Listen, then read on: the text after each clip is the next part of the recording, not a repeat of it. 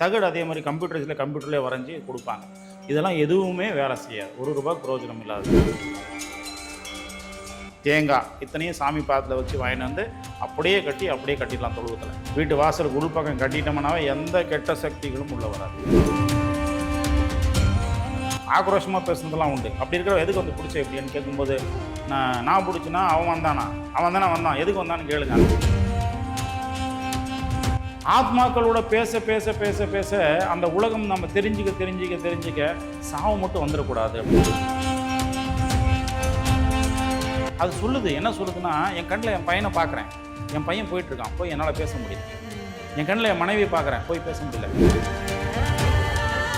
நான் சிலதெல்லாம் ஏங்குது, பாசத்துக்கும் அதுக்கெல்லாம் ஏங்குது. முருகன் சொல்லி ஒரு ஆத்மா பாதுகாப்பு முடிச்சிருக்கான்.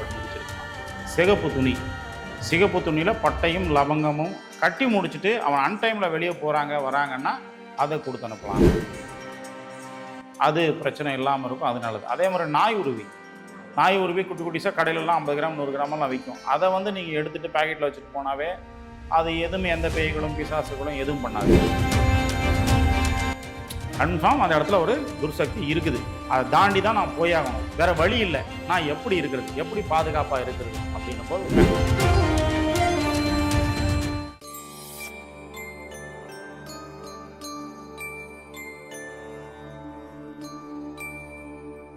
டெம்பிள் எக்ஸ்பிரஸ் நேயர்கள் அனைவருக்கும் வணக்கம்.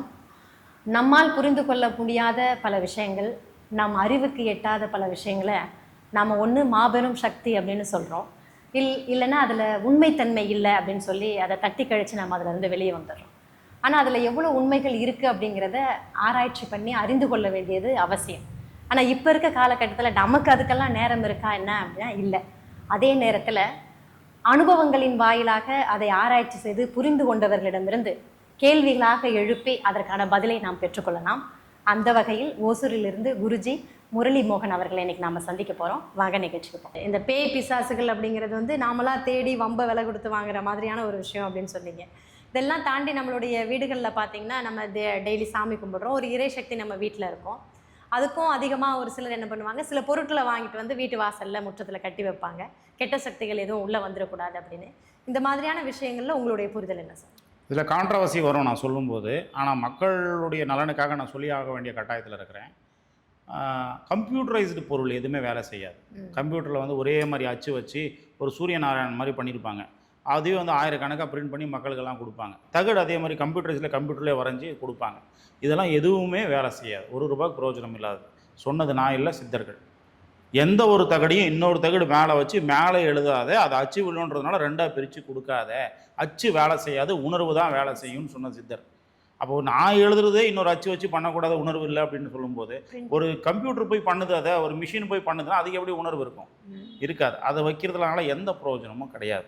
அதை விட பிரயோஜனம் நல்லா இருக்கிறது அப்படின்னா நவதானியங்களை வாங்கிட்டு போய் நம்மளுடைய குலதெய்வத்துக்கிட்ட கொடுக்கணும். குலதெய்வ கோயிலில் நவதானியங்களை கொடுக்கணும். ஒரு நவதானியம் ஒரு 50 கிராம் கொடுக்குறோன்னா கொடுத்துட்டு பாதி நீங்கள் எடுத்துக்கோங்க சாமி கோயிலுக்கு, பாதி எனக்கு சாமி பாதத்தில் வச்சு பூஜை பண்ணி கொடுங்க. நவதானியம், எலுமிச்சப்பழம், சந்தனம், தேங்காய் இத்தனையும் சாமி பாதத்தில் வச்சு வாங்கிட்டு வந்து அப்படியே கட்டிடலாம் தொழுவத்தில். வீட்டு வாசலுக்கு உள்பக்கம் கட்டிட்டோம்னாவே எந்த கெட்ட சக்திகளும் உள்ளே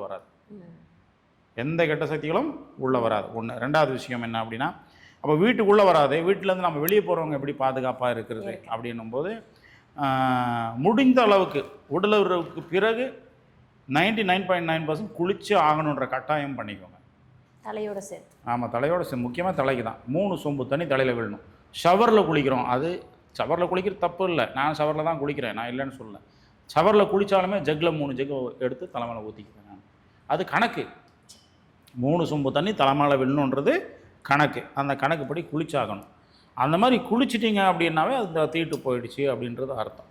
ஒன்று. ரெண்டாவது விஷயம், மாதவிடாய் காலங்களில் தனிமையில் போகிறது தவிர்க்கிறது நல்லது. அந்த காலங்களில் தனிமையில் போகக்கூடாது. ஒத்தையில் போயிட்டு யாருமே இல்லை, இந்த ரோட்டில் நான் போயிட்டு வந்துடுறோமா பரவாயில்ல, அந்த மாதிரி ஒற்றையில் போகிறதோ, கூட 2-3 பேர் இருக்கும்போது போகிறது பிரச்சனை இல்லை. ஆனால் ஒற்றையில் போகிறது கூடாது. இதெல்லாம் தவிர்க்கலாம். அதே மாதிரி வெளியே உக்காந்து தின்பண்டங்கள், இந்த பணியாரம், அந்த அதிரசம், இதெல்லாம் வந்து சாப்பிட்றது கூடாது. ஏன்னா அதெல்லாம் வந்து ரேரு. வருஷத்துக்கு ஒரு டைம் தான் அதிரசம், தீபாவளிக்கு தான் செய்வோம். அதெல்லாம் பார்க்கும்போது யாராக இருந்தாலும் டெம்ட் ஆகும். நம்ம வெளியே நம்ம கடையில் பார்த்துட்டு போனாவே வீட்டில் வந்து அம்மா கிட்டே கேட்போம், அம்மா நான் அதிரசம் பார்த்தேன் நீ செஞ்சு கொடுமா. அப்போ நம்மளுக்கு டெம்ட் ஆகுதுன்னா வருஷக்கணக்கில் சாப்பிடாம இருக்கிற பேய்க்கு என்ன ஆகும்? கரெக்டு தானே? அதெல்லாம் சாப்பிடணுன்ற ஆசை வரும். அது எங்கே வாய் இருக்குது பல்லு இருக்குது எடுத்து சாப்பிட்றதுக்கு? அது உனக்குள்ளே வந்து மூலியமாக தான் அந்த ருசியை நம்ம அனுபவிக்கும். ஸோ இந்த விஷயங்கள்லாம் இருக்குது. ஸோ வெளியே போய் பப்ளிக்கில் பிக்னிக் மாதிரி போய் உக்காந்து சாப்பிட்றதெல்லாம் வந்து தவிர்க்கணும்னா எப்படி சொல்கிறேன்னா, ஆள் நடமாட்டம் குறைவாக இருக்கிற இடங்களை தவிர்க்கணும். ஆள் நடமாட்டம் அதிகமாக இருக்கிற காணும் பொங்கல்லாம் போய் உட்காந்து சாப்பிட்றோம்ல, அதெல்லாம் ரொம்ப நல்லது, எந்த பிரச்சனையும் கிடையாது, அதில் எந்த இதுவும் வராது, நல்லது தான். இதெல்லாம் தவிர்த்தாவே இந்த ஆத்மாக்கள்கிட்ட இருந்து நம்மளை காப்பாற்றிக்கலாம். இன்னொன்று நான் இன்னொரு விஷயம் சொல்கிறேன்னா, ஆத்மாக்களை காதலிக்கிறவன் நான், ஆத்மாக்களை லவ் பண்ணுறவன் நான். ஆத்மா ஒன்று உங்களுக்கு கெட்டது பண்ணிடல, அந்த பேய் வந்து உங்களை பிடிச்சி ஆட்டி நீ இருக்கவே கூட இந்த உலகத்துலலாம் சொல்லிடலை, அதை நிம்மதியாக விட்டா அது இருந்துட்டு போயிடுது. அதை டெம்ப்ட் பண்ணுறது நம்மளுடைய தப்பு. அதை டெம்ப்ட் பண்ணுறது நம்மளுடைய தப்பு. அது பாவம்மா. 70 வயசு வாழ வேண்டியது 35 வயசு சத்து போச்சு. இன்னும் 35 வயசு உடல் இல்லாமல், உடலை தூக்கிட்டு நடக்க முடியாமல், அம்மாவை பார்க்க முடியாமல், அப்பாவை பார்க்க முடியாமல், அக்கா தங்கச்சியை பார்க்க முடியாமல் இருக்குது. வாழும்போது ராஜா மாதிரி வாழ்ந்துச்சு. இப்போ போய் பார்த்தா அங்கே இருக்கிற ரவுடி பசங்களுக்கெல்லாம் அது அடிமையாக இருக்குது.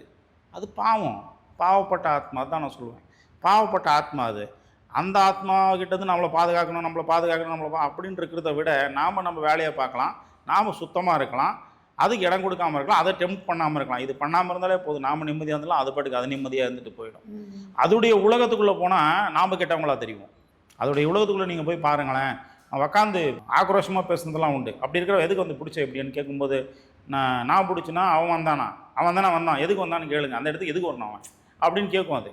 அப்போ எனக்கு தோணும், ஆமாம் இந்த இடத்துக்கு அவன் எதுக்கு போனான், இங்கே போய் ஏன் சாப்பிடணும், வீடு இல்லையா வாசல் இல்லையா அவனுக்கு சாப்பிட்றதுக்கு ஏன் போனான் அப்படிதான் தோணும். அப்போது நான் ஏதோ ஊருக்கு ஒதுக்குப்புறத்தில் நானே பாவப்பட்டு இறந்து போய் தற்கொலை பண்ணி திமிரில் ஏதோ ஒன்று பண்ணிவிட்டு நான் போய் உக்காந்துருக்கிறேன் சிவனேன்னு. உக்காந்துருக்கிற இடத்துக்கு நீயா தேடி வந்து நான் இருக்கிற இடத்துல வந்து உக்காந்து சாப்பிட்டு நீ ஏன் வந்த அப்படின்னு என்ன போய் ஒரு சாமியார் கேட்டால் நான் எப்படி சும்மா இருப்பேன் அப்படின்றது இந்த ஆத்மாக்களுடைய கேள்வியாக இருக்கும். ஆத்மாக்களோட பேச பேச பேச பேச அந்த உலகம் நம்ம தெரிஞ்சிக்க சாவு மட்டும் வந்துடக்கூடாது அப்படின்னு தோணும். ஒவ்வொரு சிகரெட் வாயில் எடுத்து வைக்கும்போதும் தோணும், இதெல்லாம் சத்துட்டோன்னா 10 வருஷம் சாமி வேணாடாப்பா, இன்னும் 70 வயசு வாழ வேண்டியவன் 10 வருஷத்துக்கு முன்னாடியே சத்துருவான் சிகரெட் குடித்தான். அப்போ 60 வயசு சத்து இன்னும் 10 வருஷம் வேணாடாப்பா அப்படின்னு தோணும். ஏன்னா அந்த சாவுடைய பயம் இருக்குல்ல, அந்த பயத்தை அது கொடுக்குதில்ல, எவ்வளோ சித்திரவதை அனுபவிக்குதில்ல, அது சொல்லுது. என்ன சொல்லுதுன்னா, என் கண்ணில் என் பையனை பார்க்குறேன், என் பையன் போயிட்டுருக்கான், போய் என்னால் பேச முடியல. என் கண்ணில் என் மனைவியை பார்க்குறேன், போய் பேச முடியல. சிலதெல்லாம் என்ன பண்ணுது, பார்த்துட்டு பார்க்காத மாதிரி போயிடுது. தருதலைங்கன்னு சொல்கிறோம்ல, அந்த மாதிரி அது என்ன பண்ணுது, அது நான் இருக்கும்போதே கண்டுக்கல, இப்போ நான் கண்டுக்குவா போகிறேன் அப்படின்னு அதெல்லாம் வேற மாதிரி. ஆனால் சிலதெல்லாம் ஏங்குது, பாசத்துக்கும் அதுக்கெல்லாம் ஏங்குது. முருகன் சொல்லி ஒரு ஆத்மா 5வது வீட்டுக்காரை பிடிக்குது. 5வது வீட்டுக்காரரை அந்த அம்மாவை பிடிக்குது. அந்த அம்மா கவர்மெண்ட் ஜாபு, அவரும் கவர்மெண்ட் ஜாபு, 2 பேரும் கை நிறைய சம்பளம் வாங்குறவங்க. என்னப்பா வேணும் சொல்லுப்பா, நான் ஷார்ட்டாக முடிக்கிறேன், என்னப்பா வேணும் சொல்லுப்பா. ரூம் மேலே வந்து அந்த அம்மாவை கேட்குறேன், நான் யார் தெரியுமா, முருகன் அப்படின்னு. எந்த முருகன் சொல்கிறேன், இவங்க வீட்டிலேருந்து 5வது வீட்டில் இருக்கிறேன். இருக்காங்களாப்பா, ஆமாம் இருக்கிறேன். சரி எப்படிப்பா இறந்தேன், ஏதோ இறந்துட்டேன், சரி என்னப்பா பண்ணோம், என் பசங்களுக்கு துணி வாங்கி கொடுக்க சொல்லுங்கள், தீபாவளி வருது துணி வாங்கி கொடுக்க சொல்லுங்கள் விட்டுறேன் அப்படின்னு. அப்படி சொல்லவே கணவர் என்ன பண்ணுறாரு, கை நீட்டி அடிக்கிறார் மனைவியை. என்னென்னு, உன் பொண்டாட்டிக்கு உன் பிள்ளைக்கு நான் ஏன்டா துணி வாங்கி கொடுக்கணும், என்ன ஏன்டா சித்திரவதை பண்ணுறேன், இவ்வளோ வருஷமாக பிடிச்சிட்டு இவ்வளோ அப்படின்னு அடிக்கிறார். அவருடைய கோபமும் எனக்கு புரியுது. அப்புறம் இருப்பா ஒரு நிமிஷம் இருப்பா அப்படின்னு சொல்லிட்டு, என்னப்பா துணி வாங்கி கொடுத்தா விட்டுருவியா, எப்போ நீ வாங்கி கொடுக்குறியா நான் வாங்கி கொடுக்குமான்னு கேட்குறேன். இல்லை சாமி நீங்கள் வாங்கி கொடுக்குறீங்க, நான் வாங்கி தரேன் சாமி. அப்போ துணி வாங்கி கொடுத்தாச்சுப்பா, அப்புறம்ப்பா அப்படின்னா, என் மனைவிக்கு என் பிள்ளைக்கு ஏதாவது பண்ணணும், என்ன பண்ணணும்னு தெரியல, யார் மூலியமாக பண்ணணும்னு தெரில, என்கிட்ட இருக்கிற சக்தி இதுதான், இதை வச்சு ஏதாவது பண்ணலான்னு பார்த்தேன், அதுக்குள்ள நீ என்னை பிடிச்சிட்டு வந்துட்டேன். அப்போ நான் குற்றவாளி ஆகிட்டேன் அந்த இடத்துல. அது அதோட வேலையை பார்த்துட்டு போயிருக்கும். இப்போது கொஞ்சம் யோசிச்சு பாருங்கள், யார் நல்லவங்க யார் கெட்டவங்க. உயிரோடு இருக்கும்போதே பொண்டாட்டி புள்ளியை பார்க்காம சம்பாதிக்காமல் பொண்டாட்டி தாலையை பிடிக்கிட்டு போய் அடமானம் வச்சு குடிக்கிறவங்க எங்க, இறந்ததுக்கப்புறம் தன் பொண்டாட்டிக்கும் பிள்ளைக்கும் ஏதாவது பண்ணணும்னு பார்க்குற ஆத்மா எங்க. இந்த உண்மைகள்லாம் எனக்கு புரியும் போது கஷ்டமாக இருக்கும். இதுதான் ஆத்மா. இப்போ விதி வழியது என்ன நமக்கு எழுதப்பட்டிருக்கோ அப்போ தான் நம்மளை வந்து மரணம் வந்து அடையுது அப்படின்னு சொல்கிறாங்க. மரணத்தை யாராலும் தவிர்க்க முடியாது, தடுக்க முடியாது. அப்படின்னா இந்த ஆன்மாவிற்கான விதி முடிவு அப்படிங்கிறது எழுதப்படும் போது அந்த மரணம் வருது. இப்போ மரணத்துக்கு அப்புறமும் இந்த ஆன்மாவின் பயணம் எப்படி தொடருது? இல்லைம்மா, இப்போது கடவுள் வந்து படைச்சிடுறாரு. கடவுள் வந்து படைக்கும் போது 70 வருஷம் நீ உயிரோடு இருப்பப்பா, எந்த பிரச்சனையும் இல்லைப்பா நம்பிச்சிடுறாரு. உயிரோடு இருக்கான்றதுக்காக 70 வருஷம் நான் உயிரோடு தான் இருப்பேன், எந்த பிரச்சனையும் இல்லை, பார்க்கலாம், நான் இப்போ பஸ் வருது ஓடி போய் குதிக்கிறேன் அப்படின்னு குதிச்சா உயிரோடு இருப்பேன் 70 வருஷம். ட்ரெயின் வருது நான் போய் குதிக்கிறேன் 70 வருஷம் உயிரோடு இருப்பியா? அதுதானே விதின்னு சொல்லப்படும். இல்லை, அப்படி சொல்லக்கூடாது. அதை வந்து எப்படின்னா ட்ரெயினில் அடிபட்டாலும் உயிரோடு இருக்கணும், அதுதான் விதின்னா அது தப்பு. உனக்கு 70 வயசு ஆயுசு இருக்கு, அதை நீ யூஸ் பண்ணிக்கிறியோ பண்ணிக்கலையா அது உன் கையில் இருக்கு. 70 வயசு வரைக்கும் நீ உயிரோடு தான் இருப்பேன். விதி வந்து உன்னை 70 வருஷம் வரைக்கும் உயிரோடு இருக்கணும் தான் படைச்சிருக்குது. ஆனால் நீ குடிச்சு குடிச்சு குடிச்சு அதில் இறந்து போறியோ, இல்லை நீ தானாக வந்து சூசைட் பண்ணி இறந்து போறியோ, நீ எந்த கெட்ட பழக்கங்களுக்கு உள்ளா இறந்து போறியோ, கொடிய நோய் வந்து இறந்து போறியோ, அதெல்லாம் உன்னுடையது, உன்னுடைய பழக்க வழக்கங்கள் கூடியது. அதை எடுத்துகிட்டு போய் அதில் சேர்த்துக்கூடாது. எதை சேர்த்தணும்னா கேது தோசை ஏற்கனவே பேசியிருந்தோம் இதை பற்றி. கேது தோசை நடக்குது, கெட்ட பழக்கங்களுக்கு ஆளாவாங்க. அப்போ கெட்ட பழக்கங்களுக்கு ஆளாவாங்க, அப்போ வந்து அந்த விதியானது கொஞ்சம் குறையும். அது வந்து மீட்டு எழுதுறதுக்கு கொஞ்சம் வாய்ப்பெல்லாம் கிடைக்கும். அதே மாதிரி இந்த மாதிரி விஷயங்கள் இருக்கும் பொழுது 70 வயசு வாழ வேண்டிய ஒருத்தன் அவனுடைய ஜாதக பிணியினால் ஏதாவது ஆகி முன்னாடியே இறப்பானா? 100% இறக்க மாட்டான்.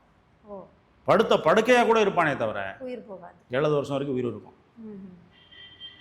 அவன் செய்கிற கெட்டதால் மட்டும்தான் அது போகுமே தவிர முன்னாடியே அதுவாக எடுக்கவே எடுக்காது. நீ செய்கிற தவறுகளால் உன்னை நீ வந்து கொலை செய்ய வச்சுக்கலாம், அல்லது நீ இறந்து போயிடலாம், சூசைட் பண்ணிடலாம், வேணால் பண்ணிக்கலாம். விதி எடுக்காது. நம்மளோட செயல் நம்மளோட விதியை முடிக்குது. கண்டிப்பாக அதுதான் விஷயம். நாம் என்ன செய்கிறோமோ அதுதான் பிரதிபலன் தான் நம்மளுக்கு கிடைக்கும். அது விதி மேலே காரணத்தை போடக்கூடாது. இப்போ இருக்கிற காலகட்டத்தில் வெளியே கண்ட நேரங்கள்லாம் போய்க்க வர வேண்டி இருக்கிறது. ஏன்னா வந்து நைட் டியூட்டிக்கெலாம் போகிறாங்க. இப்போ பிள்ளைங்களே கூட வெளியே படிச்சுட்டு டியூஷன்லாம் முடிச்சுட்டு ரொம்ப லேட் நைட் தான் வராங்க. அப்படி இருக்கும்போது எந்த நேரத்துலையும் ஒரு பாதுகாப்பை நம்மளால் தர முடியறதில்ல. ஏதோ நம்மளால் முடிஞ்சது சில சாமி டாலரை கழுத்தில் போட்டு அனுப்புகிறோம். இப்படி இருக்கும்போது என்ன மாதிரியான ஒரு தனி மனித பாதுகாப்பை குழந்தைங்களுக்கோ இல்லை வீட்டில் இருக்கவங்களுக்கோ கொடுக்கலாம்? இல்லை, அந்த மாதிரி போய் ஆக வேண்டிய கட்டாயம் இருந்ததுன்னு முடிச்சுக்கோங்களேன். பாதுகாப்பு முடிச்சிருக்குமா? சிகப்பு துணியில் பட்டையும் லவங்கமும் இல்லை பட்டையும் மிளகும் சம அளவு எடுத்து இடித்து பொடியாக்கி உள்ளே வச்சு கட்டிடணும். சிகப்பு நூலாலேயே அந்த சிகப்பு துணியை வச்சு முடிச்சு மாதிரி கட்டிடணும். உருண்டையாவோ பட்டையாவோ கட்டி முடிச்சிடணும். கட்டி முடிச்சுட்டு அவன் அன்டைமில் வெளியே வராங்கன்னா அதை கொடுத்து அனுப்பலாம். அல்லது கிளுகிழுப்பு செடி சர்வசாதாரணமாக எல்லா இடத்துலையும் இருக்கும். கிளுகிழுப்பு செடின்றது நீங்கள் ஆன்லைனில் போட்டாவோ இல்லை மூலிகை அகராதியில் போட்டாவோ தெரியும். அந்த கிளுகிழுப்பு செடியோட காய் கிளுகிழுன்னு சவுண்டு வரும், அதனால தான் கிளுகிழுப்புன்னு பேர். அதை உடச்சி பேக்கெட்டில் வச்சுட்டு போனாலே போதும். வேற ஒன்றும் பெருசாக நீங்கள் பண்ணிட தேவையில்லை. அதை உடச்சி பேக்கெட்டில் வச்சுட்டு போனாலும் அன்னைக்கு அந்த இன்ஸ்டன்ட்டுக்கு அது பிரச்சனை இல்லாமல் இருக்கும். அது நல்லது. அதே மாதிரி நாய் உருவி குட்டி குட்டிஸாக கடையிலலாம் 50 கிராம் 100 கிராமெல்லாம் விற்கும். அதை வந்து நீங்கள் எடுத்துகிட்டு பேக்கெட்டில் வச்சுட்டு போனாவே அது எதுவுமே எந்த பேய்களும் பிசாசுகளும் எதுவும் பண்ணாது. அடுப்புக்கறி ஆணி